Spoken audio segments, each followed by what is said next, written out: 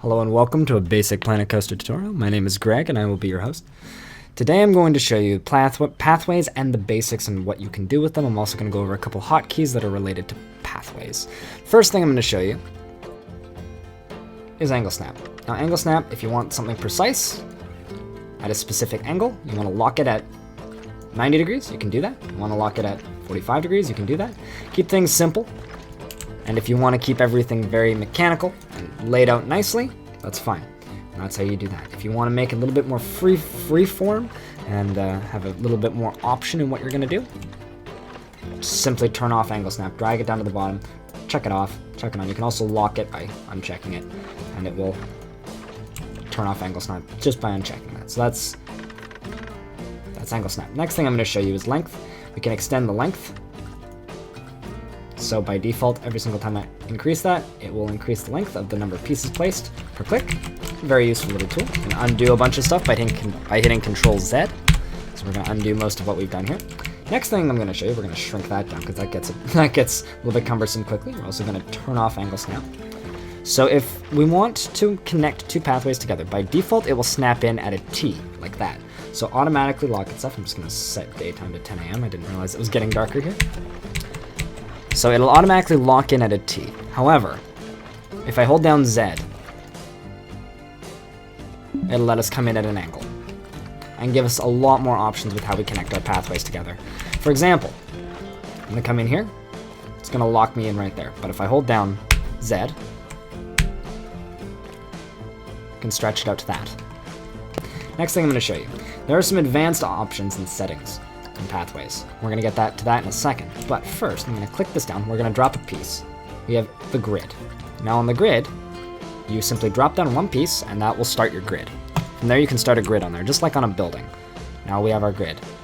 Now once you select the grid, you have an option for square paths. Now square paths will force all of your pathways into a square. I can check that or decheck that. It's only usable when you're in grid mode. Please keep that in mind. So, first off, I'll show you what you can do with the grid. You can make yourself a nice little plaza. And then we're going to go start ourselves a new grid, and then we'll make a square one. We'll make the square one red, just because, why not? So there we go. Now we're going to start our second grid. Note it will automatically want to reselect this one, but we're going to go over to the new one. We're going to select square edges, and boom. You can make a square path. If you want to make something look a little bit more traditional, or if you want to make a Disneyland-esque entrance area, that's an option there. Now, please note, if you decide you don't like your pathway and you want to change it at any time, you can simply select a different pattern and paint over your previously made pathways. Next thing I want to show you, if you hold down Shift, you can automatically raise up your pathways. Railings will be added in by default. Now, we have this raised up pathway now, right? Looks cool. It's going to go over top of stuff. It's going to transport guests. It's going to be great for that. However, what if I already have some scenery under here? What if I have a building there? What if I have a building that guests can actually go inside of and you may want to look inside that building every now and again? I can go to here in advanced settings and I can actually turn off the path supports.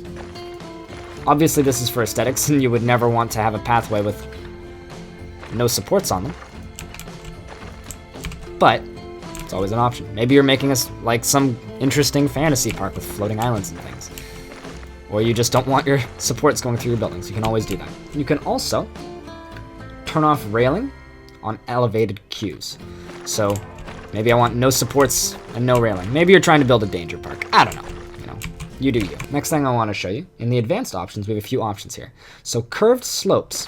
When I'm building a pathway, if I hold the left mouse button down, I'll raise the path up. Okay? Now, you'll notice I still have path supports turned off, so we're going to turn those back on. I have supports. Now, if I want, I can also turn the railing on elevated back on. And there we go. I can hold the left mouse button down, flatten it out. Now, this is really good for getting up a hill. This is really good for getting up a mountain. I'm also going to make another option down here. And again, this time, we're going to turn on curved slopes. So I'm going to hold down left mouse button. I'm going to pull her up. And it gives me the option to spin it once we're off the ground. So if I want to, say, make a tower in a castle going up like that, you can do that. Now, When you're building on the ground, you have a few options as well.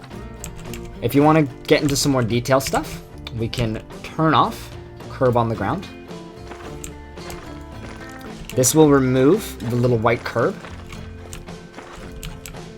and give us a completely flat pathway, which is basically just a texture. Now that looks kind of ugly, and you're going to want to make a pathway, put rocks down. For example, if I real quick just grab a couple rocks, just for example, you know,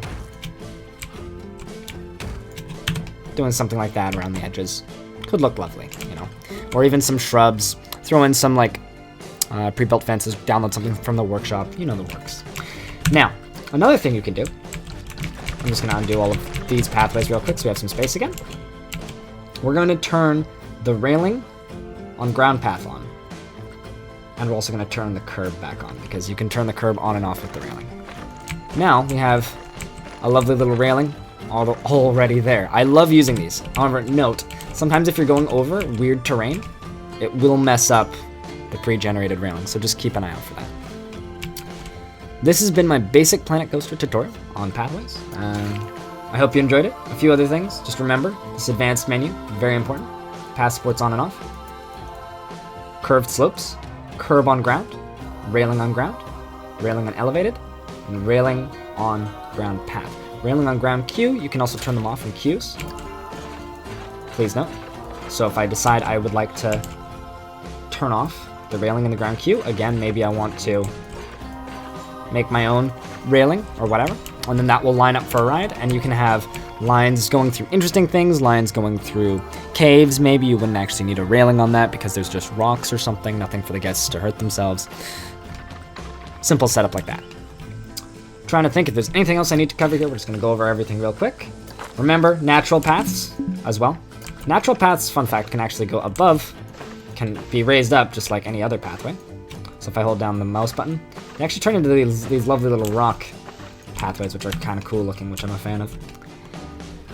You know, this has been a simple pathway tutorial on Planet Coaster of what you can do with the pathways and all the hotkeys for them. If you have any questions, please feel free to give me a shout on Twitter or Twitch when I'm live. And thank you very much for watching. My name is Greg, and I will see you around.